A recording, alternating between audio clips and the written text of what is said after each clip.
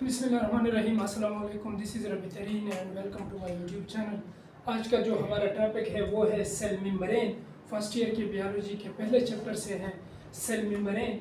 तो cell membrane जो है ये एनिमल सेल का आउटर मोस्ट बाउंड्री है। So the outer most boundary of animal cell is called cell membrane. और प्लांट सेल के अंदर and in plant cell present below the cell wall, और प्लांट के सेल के अंदर ये सेल वॉल के नीचे या सेल वॉल के पीछे पड़ा होता है। यानी मिसाल के तौर पर ये हमारे पास क्या है, एक सेल है। तो एनिमल सेल में जो आउटर मोस्ट बाउंड्री है ये है सेल मेम्ब्रेन, इसको सेल मेम्ब्रेन कहते हैं। और सेल मेम्ब्रेन को प्लाज्मा मेम्ब्रेन भी कहते हैं।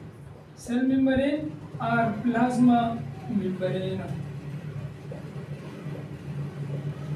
तो प्लांट सेल के अंदर इसके इर्द गिर्द एक और भी मेम्ब्रेन प्रेजेंट होता है।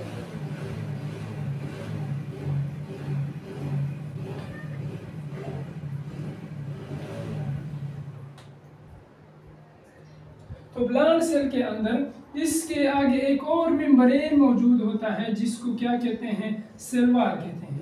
तो प्लांट सेल के अंदर ये सेल वॉल के बिलो मौजूद होता है, जबकि एनिमल सेल के अंदर आउटर मोस्ट बाउंड्री है। इनकी डायमीटर जो है 7 नैनोमीटर इनकी थिकनेस है या डायमीटर है। और केमिकली कंपोजिशन, केमिकली ये लिपिड पर मुश्तमिल है, प्रोटीन पर और स्मॉल अमाउंट ऑफ कार्बोहाइड्रेट्स पर।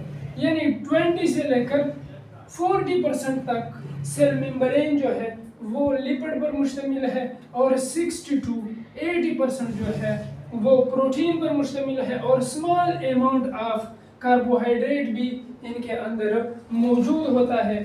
तो सेल मेम्ब्रेन की स्ट्रक्चर को प्रपोज करने के लिए उनके बारे में, उनकी स्ट्रक्चर को एक्सप्लेन करने के लिए डिफरेंट साइंटिस्ट ने डिफरेंट मॉडल पेश किए। लेकिन 1972 में दो साइंटिस्ट थे, एक का नाम था सिंगर और एक का नाम था निकोलसन। इन्होंने सेल मेम्ब्रेन के स्ट्रक्चर के बारे में एक मॉडल पेश किया और उस मॉडल का नाम था फ्लूइड मोज़ेक मॉडल, जो आजकल सबसे ज्यादा